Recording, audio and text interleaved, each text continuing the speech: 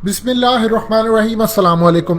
भारत के अंदर ऐलान हुआ कि वजीर दाखिला अमित शाह, जिन्होंने पाकिस्तान पर धमकियों पर पूरा इलेक्शन लड़ा, वो ओडिशा के अंदर जो बिहार में इलेक्शन लड़ रहे हैं और नीतीश कुमार को वो अपना सीएम बनाना चाहते हैं, उनकी लीडरशिप के अंदर उन्होंने जाकर इलेक्शन कैंपेन करनी थी। और आज बड़ी अहम वर्चुअल रैली थी। ये उन्होंने अपने कारकुनों से दुनिया भर में जहां थे उनको सोशल डिस्टेंस के तहत बिठाया, मास्क उनको पहनाए और कहा कि बड़ी रैली होने जा रही है और तैयार है। अब पूरी कौम इंतजार में थी कि आज की रैली के अंदर जब ये खिताब करेंगे तो सबसे ज्यादा अगर किसी की धमकियां और सब कुछ देंगे, शायद अभी तक मोदी सरकार ने जवाब नहीं दिया तो चाइना को जवाब जाने वाला है। मीडिया हर कोई इनको तैयार बैठा था कवरेज देने के लिए। लंबी उनकी तकरीर थी, लेकिन उस तकरीर के बाद जो झटका भारतीय कौम को लगा वो तो आप अब सुनेंगे क्लिप तो आपको अंदाजा होगा।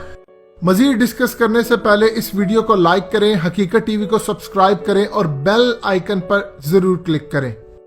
उन्होंने आकर धमकियां दी, आर्टिकल 370 का हमें ना कहा जाए, हमारे अंदर घुसे, हमें मारा, फिर उसके बाद हम घुसकर मारे, कोई भी हमारा ये करेगा। लेकिन सूरत हाल ये थी कि धमकियां वो पाकिस्तान को देते रहे, सुनाते वो चाइना को रहे। इतना डर और खौफ था कि एक दफा भी इन्होंने चाइना का नाम नहीं लिया।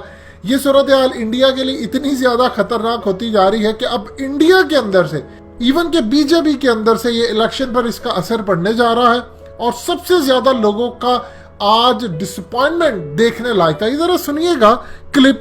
धमकियां पाकिस्तान को देते रहे, सुनाते वो चाइना करे, लेकिन जरूरत नहीं थी चाइना का नाम लेने की। सुनिए जरा। मोदी जी ने भारत के गौरव को भी पहले ही टर्म के अंदर आसमान को छूने का काम किया। पहले देश की सीमाओं पर हमले होते थे, लोग आते थे, जवानों का सर काट कर ले जाते थे और दिल्ली का दरबार चुप रह जाता था, उफ नहीं करता था, इनके माथे पर जू नहीं रेंगती थी। हमारे समय में भी हमले हुए, उरी पर हुआ, पुलवामा में हुआ।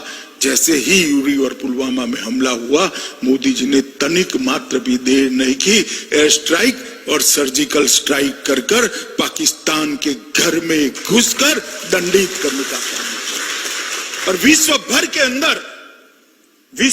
अंदर एक बात का एहसास करा दिया कि भारत की सीमाओं का अतिक्रमण बच्चों का खेल नहीं है, यहां पर दंड दिया जाता है।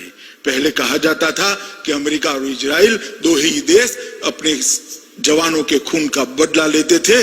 वो दो देशों की सूची में मोदी जी ने मेरे और आपके देश महान भारत का नाम जोड़ने का काम कर दिया और भारत के गौरव को ऊंचा उठाने का काम, ढेर सारे काम किए। जीएसटी लाए, आर्थिक सुधार किए, अर्थतंत्र को पटरी पर चढ़ाने करने की, भारत को एक करने की, सर्जिकल स्ट्राइक और एयर स्ट्राइक के माध्यम से 70 साल से देश की जनता राह देखती थी कि धारा 370 और 35 से कब चले जाए, कब हमारा कश्मीर साच अर्थ में हमारा हो जाए।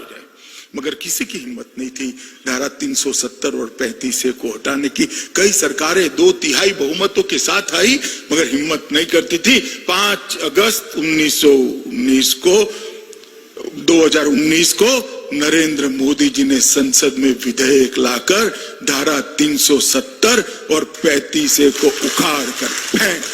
भी भारतीय जनता पार्टी के कार्यकर्ता बच्चे थे तब से नारा लगाते थे, जहां हुए बलिदान मुखर्जी वो कश्मीर हमारा है।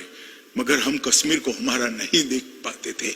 मोदी जी ने जिस पल धारा 370 और 35 को हटाया, कश्मीर हमेशा के लिए मां भारती के मुकुटमणि बनकर भारत का अभिन्न हिस्सा बना। आपने सुना, असल में ये चूरन हमेशा से बेचते हैं जब भी इलेक्शन होता है। मोदी ने 2014 के अंदर इलेक्शन में 2 वादे किए थे। उसने कहा था अगर मैं इस तमाम सूरत हाल के अंदर चाइना के खिलाफ ना जाऊं और पाकिस्तान को 6 महीने में खत्म ना कर दूं तो चाहे मुझे जो मर्जी सजा देना। उसके बाद 2019 से पहले उसने कुछ नहीं किया। पिछले 5 सालों में एक जाली स्ट्राइक किया जिसका इतना मजाक उड़ाया, उनको समझ नहीं आई, उन्होंने उसके लिए उड़ी फिल्म बना दी। फिर उसके बाद उनको समझ नहीं आई करना क्या, तो पुलवामा ड्रामा इन्होंने करके उसके बाद फिर पाकिस्तान के ऊपर हमले की कोशिश की, वो भी उल्टा पड़ गया। अभिनंदन, ये सब कुछ हमने पकड़ लिया। वहां पर भी उनकी शिकस्त हुई। उन्होंने कहा कि अगर मोदी को ना जितवाया, क्योंकि मोदी ने रैली में कहा राफेल होते तो हम पाकिस्तान को करते। अब उनको कहा कि आप अगर चांस नहीं देंगे तो पाकिस्तान आएगा बदला लेने के लिए। इस तमाम सूरत हाल में इलेक्शन जीता।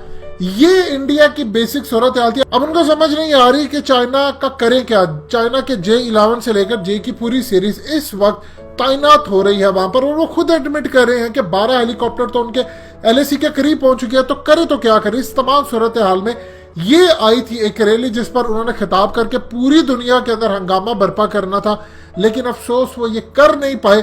और अब इस वक्त मुकम्मल तौर पर पिन ड्रॉप साइलेंट है, क्योंकि चाइना ने उनको धमकी दी है कि अगर आपने प्रोपेगेंडा किया या आपने बेवकूफ बनाने की कोशिश किया, कुछ किया, वो फिर भी धमकी का जवाब नहीं देंगे। वो फौजें उतार कर इंडिया के अंदर इसको बुरी तरह एक्सपोज करेंगे। ये सूरत हाल थी कि अमित शाह की तरफ पूरी दुनिया देख रही थी और उन्होंने चाइना की बजाय पाकिस्तान को धमकियां देना मुनासिब समझा, और वो सोच रहे थे कि इस दफा बिहार का इलेक्शन भी वो पाकिस्तान के ऊपर जीतेंगे।